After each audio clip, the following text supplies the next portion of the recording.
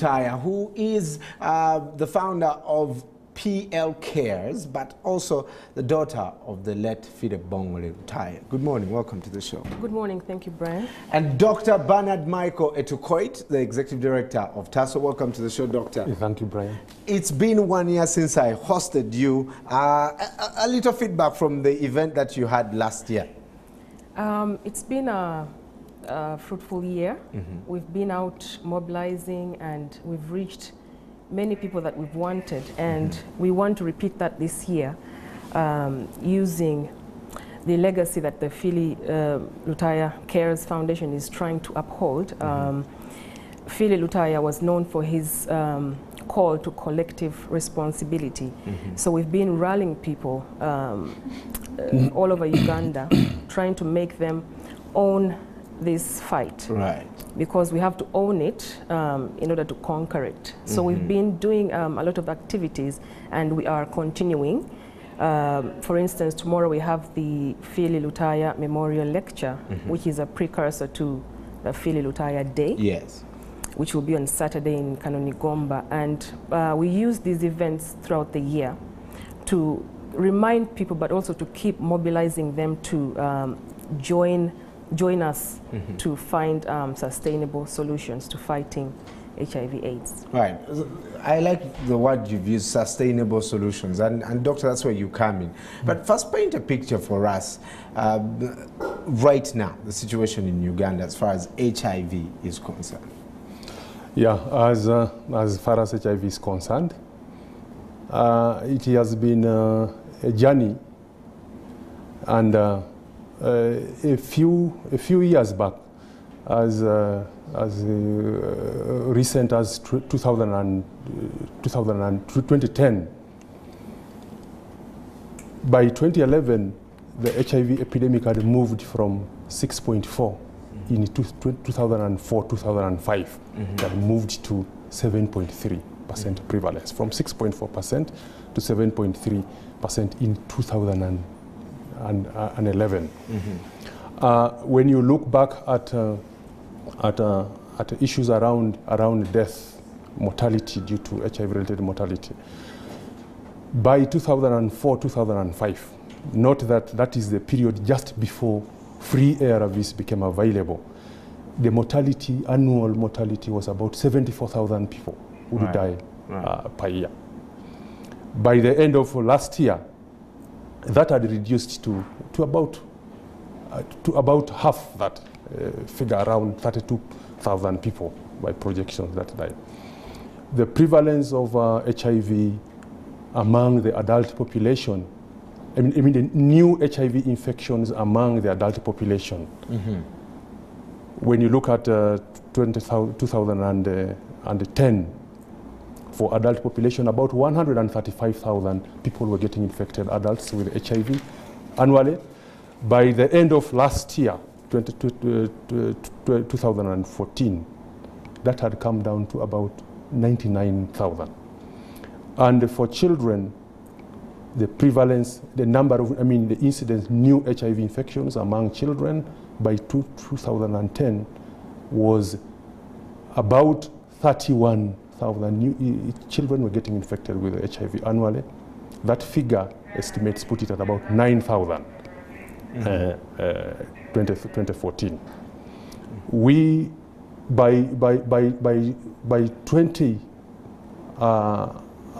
5 years ago, the number of people who were accessing antiretroviral therapy were 330,000. As of end of last year, about slightly over 750,000 people were accessing ART. The figures may look good, that we are doing well, good job, but the truth of the matter is that is not acceptable. That is not acceptable. We have frameworks and themes which we are running. As a country, Uganda AIDS Commission, Minister of Health, getting to zero, and I'm sure, Brian, you have heard that over and over, getting to zero. So when you compare those figures, when you look at those figures against that target of getting to zero, it's still a long way. There's still a lot of work to do. And, you know, science is doing all it can to make sure that they find sustainable treatment. But let's talk the File Lutaaya cares. What work exactly is going on now as far as eradicating the disease, especially in Gomba? We are using the 3 calendar days that Uganda AIDS Commission has put on the HIV/AIDS calendar, which are Candlelight Memorial, which we had in May, the File Lutaaya Day, which is coming this Saturday, 17th October, in Kanuni Gomba. And all these events are a build-up to the World AIDS Day, which is in December 1st. So on these days, we get out there and mobilize people. Thursday, we have a mobilization event here in Kampala, which will be the File Lutaaya Memorial Lecture. And this is to rally the business community, reach out to them, to sort of to have them on board, tell them collectively that we can fight this and look amongst themselves to find solutions. Right. So we are majorly mobilizing people because we think we as a people need to get our hands in there and help the fight. So mobilization, mobilization, mobilization. Together with TASO, we are doing this event on Thursday, and we have partners like CHC, Communication for Healthier Communities, Ministry of Health, Uganda AIDS Commission, and other members are going to rally people in Gomba. We have activities that have been going on through the week, the testing and treating people on site. There will be a lot going on until Saturday when File Lutaaya Day will be celebrated in Gomba. But it's not only celebrating, we are doing many activities to help health services reach people in Gomba. Right. Yes, so our call to the whole nation is, as we go towards December 1st, which is World AIDS Day, we want everyone to pose a question to themselves that what am I doing to stop HIV? So we are out there, we are talking to people, we want people to get with us to own this thing. We want to fight it with you because all of us need to take a part in fighting HIV/AIDS. What part, you know, in your struggle does your father bring to this? We have some footage of File in his, you know, days when he had declared. What inspiration does it bring to you in the fight so that you keep taking this to those who need you, not just limited to Gomba? You saw him. I don't know if you saw him when he was, you know, ill during those days. Just take us back to that time and what it means for you in this struggle. Looking back, the lessons that I've learned from watching my father during the struggle are immense resilience. He was very courageous, and he was very bold. He knew what he wanted to do, and that was help Uganda as a nation, because he had lived HIV/AIDS, and he was among the earlier victims, and this was very hard on those victims back then, not as it is today. For him to come out at that time when there was too much hostility towards people infected was very courageous, and that's what fuels me today to make sure that we celebrate his courage, but also hear his call for us to collectively fight HIV/AIDS. So each and every one of us has to sort of look to the courageous person in them and man themselves up to know that if they take a stand and do something bold towards the fight, we can conquer HIV/AIDS. Right. So his courage is what inspires me. If you're just joining us, we're remembering Philip Bongole Lutaaya, and he was not just a musician, but we all know the story of how, you know, he came out and said, I have HIV and AIDS, and this is not witchcraft, which many of us, you know, where the lies that people are taking around. It's a disease that is caused through this and this and this and this, and he became the human face of this disease. Later, people like DJ Berry, of course, also declared that they had the virus. But this morning, privileged to talk to Tezra Lutaaya, who is a daughter of the late Philip Bongole Lutaaya, but also the founder of PL Cares and executive director of TASO, Dr. Bernard Michael Etukoit. You can call us and also share with us what you are doing to make sure that you know, stop the virus. Wherever you are in your sphere of influence, what are you doing? And what can be done as Uganda to reduce the numbers? Dr. Etukoit, TASO has been, you know, some people say that you have counterfeit medicine, the medicine is expensive. What do you say to that? And also address the interventions that you have as TASO at the national level, but also what you recommend for us as individuals. Yeah, thank you very much, Brian. I still want to follow on first on what Tezra mentioned about Philip Bongole Lutaaya. Philip Lutaaya is an iconic figure in the fight against HIV in this country. For one, the courage that he took, and then what he represented then, his vision, his embodiment of the fact that HIV anybody can contract HIV, irrespective of your status and irrespective of your gender. That is, I needed to make that point. Now, in as far as the issue you have raised is concerned, the drugs that we use, true, they are expensive, but these drugs come through donors. People who benefit from our services don't pay for those services. We provide the services free. We have around about 80,000 people who are receiving antiretroviral drugs at various sites, TASO clinics, and they don't pay. You don't pay for that money. They are not fake drugs. These drugs come through a process that involves approval by the National Drug Authority, but even before that, it involves approvals, various approvals at international level.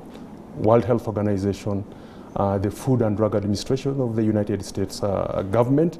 So these drugs are very potent, viable. They pass through the highest standards possible of approvals and the usage of drugs. In as far as the TASO is concerned, we as an organization, we have a national footprint. We have been around for nearly 30 years.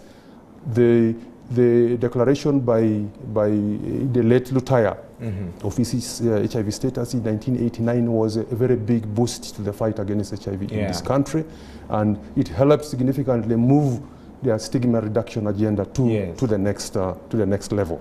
We provide services ranging from HIV prevention, including prevention of mother-to-child transmission of HIV, safe male circumcision. We provide ARVs for treatment and also for prevention. We do condom education and promotion and distribution. We also work with people who are HIV positive to support them and to support their peers, and also to prevent HIV, among others. The major message I wanted to make is that in one of the honorable professions, they say no plan has ever won a battle. I know, Brian, you can guess which profession that one is. No plan has ever won a battle or a war for that matter. So what we need, what wins the battle is the individual action.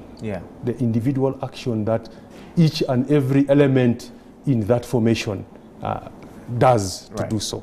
So taking that initiative to take that individual action, that is what matters. Because in as far as we know, Brian, you know a lot about HIV, I've had it. Now the issue is taking that individual action Using that information Yes. to guard myself Yes. and all right. To go test for HIV, Right. and you test and maintain that status. If you're HIV positive, you don't spread it to another person. If you are negative, then you don't acquire. Going for a safe male circumcision. Caring for people who are HIV positive to reduce stigma, and then actually fighting stigma at places of work, in schools. Using a condom, abstinence, being faithful, practicing all that, among others. That is what is important. The action, not the plans are there. We have the plans, we have the documents, the information is there, but that individual action. The plans will not defeat HIV. It is the individual actions. It has to come back to us. Yes. Finally, Tezra, just for people who want to be a part of this campaign, tomorrow, tell us about what's happening tomorrow and, of course, the events leading up to Gomba. Tomorrow we have the Lutaaya Memorial Lecture, which will be at the Golf Course Hotel, starting at 5. We are going to rally the business community to discuss ideas of how to sustainably maintain and fight the HIV/AIDS scourge. Right. And then on Saturday, the Lutaaya Day is going to be celebrated in Gomba by the Uganda AIDS Commission and CHC with support from USAID. So we encourage people to come out to Gomba, Kanoni. It's not so far from Kampala. It's a 1.5-hour drive. So you can get in and out, come and join us, celebrate one of our own who has been very important and instrumental in the fight against HIV/AIDS. So we encourage you to come out to Kanoni, Gomba. You and your team will definitely probably be there. see you there to come and recognize as we keep fighting, because HIV hasn't left us. We are far from the getting to zero global theme. So we need to really pick up our socks and do some more work individually. Right. Actually, one of the conversations now is also the role of HIV and AIDS in the fight against cancer. So during this month, we're also going to be talking about that. But Phile Bongole Lutaaya, and many of you, will start hearing his songs come 1st December because it's Christmas time. That album is awesome. Did you bring any? She didn't bring any. Next time you should bring one and autograph it. I'll have them in Gomba. So this is one of the songs that we sang to back in the day. Today is me, tomorrow is someone else. From his album, Alone and Frightened. Take a look.